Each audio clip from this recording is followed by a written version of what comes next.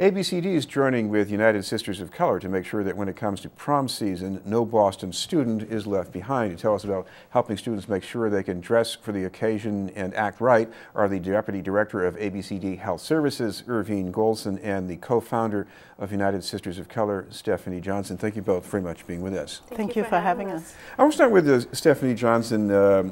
You got this going a few years ago. Part of this was just to make sure kids had something to wear when they went to the prom, but I'm sure there's more to it than that. It's a great way to bring kids in our community together, to encourage them.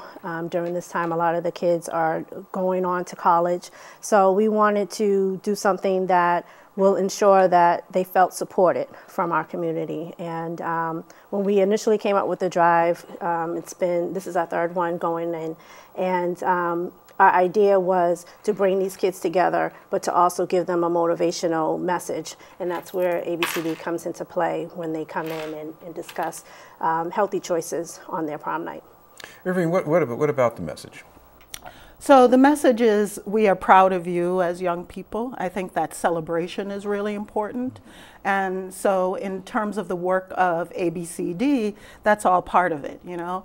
ABCD's mission is the self-sufficiency of the people in Boston, but it's more than money in your pocket that encourages and supports self-sufficiency. And the prom and graduation is really a rite of passage for young people in our community. So I think for us, you know, connecting to that message and connecting our prevention message in terms of the work that we do within the Health Services Department, which is around preventing unintended pregnancy, HIV transmission, that it really connects. And prom night, you know, is one of those markers for young people, and a lot of decision making comes into that. So it allows us to really give a sense of awareness and give a prevention message to young people, and also their parents, because who's at the event is not just young people, but their guardian, their parents, program staff. And I had the pleasure last year of delivering that message, and many parents really came up to me in the room and was really, we're glad that you were here, that you gave that message. It supports the kind of messages that they're giving at home to their young people. I guess one of the things that you have to be concerned with here, I guess, is that maybe this message isn't brought up unless there's a prom involved in it. Right. You could probably talk a little more about that. I think that when you say brought up between the parents or just in general? You know, that sometimes the parents, they want to convey this message, but unless there's a conversation that gets started about going to the prom and where you're going to go after the prom, because that's where a lot of the concerns are about too, right? Correct, correct. I think the conversation, there's a lot of conversations that a lot of parents are not having with their children. I think because they don't have the information. And, you know, when you have information on, you know, protecting yourself and doing things that will not affect your future, I think those parents are the ones having the conversations. But unfortunately, in our communities, there are not a lot of parents that have that information. And like I said, with ABCD, they provide those resources. And we are sort of the vehicle to bring that information to the kids. But essentially, it's about the night. You know, we want to make sure that our kids feel not only that they have what they need for the night, but also that they can make proper decisions during that night as well. Now, I should mention, Stephanie, as far as any student who still might need help getting what they need, is there still time for them to get in touch to make some kind of arrangement for that? Yes. So tomorrow is actually the last day for registration. The event is actually happening this Saturday. So if they go to eventbrite.com, they can type in Day at the Boutique 2014. And there's a registration page that they can fill in the information. Right now we have about 400 students that are going to come, and so we're ready for them, waiting for them, and it's going to be a great event, great time. So how are you getting the gowns and tuxedos?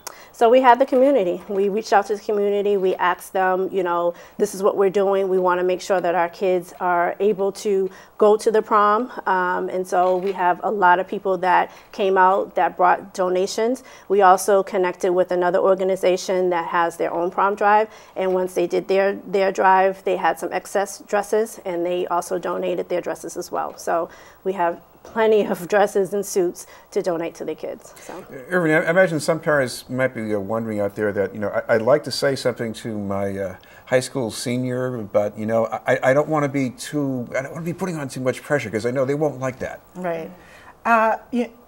So parents, we know, are the primary, I say, sexuality educator of their children. Children get a lot of messages elsewhere. They're getting it from the media especially, and that media message is not the best message in terms of where you learn from. So parents are primary, and we do know that young people want to hear from their parents, what they think, what's important to them, all of that. There are times what makes that conversation difficult is that even though young people want to hear from their parents, they're also concerned about what their parents think about them, right? So sometimes it's hard to bring up that conversation because you don't want your parents to think badly of you because you're bringing up this topic. Right. And sometimes that makes it hard. So the way that we look at our work, and I think in terms of the prom drive and all of that, we are a support to parents in the community. We're not in place of them, but generally as well too, we can all do with the messages in different areas of our life, right? So that if we're getting a consistent message at home, we're getting a consistent message at school, we're getting a consistent message in the social groups that we are about taking care of our health, and one part of it is being responsible about our sexuality, and and how we take care of that.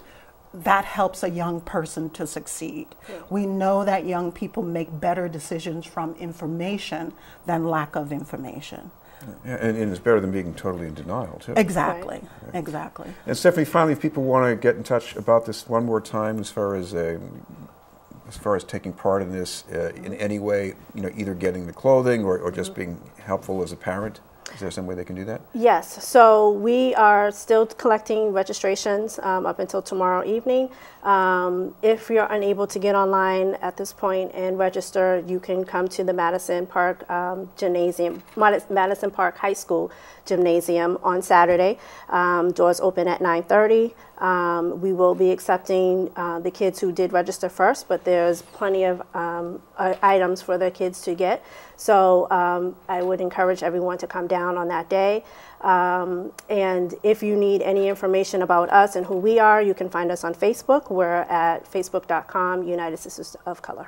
Thank you both very much, Stephanie Johnson and Irving Goldson. Thank you. We'll have more news in just a moment.